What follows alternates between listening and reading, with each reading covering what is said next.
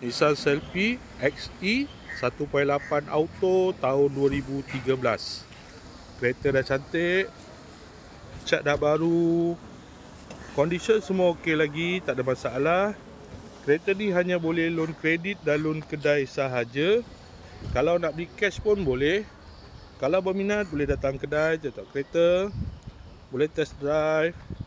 Kereta ni accident free, boleh jalan jauh, tak ada masalah.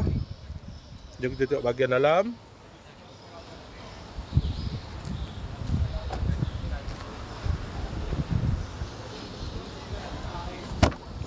Dalam masih cantik lagi, leather seat.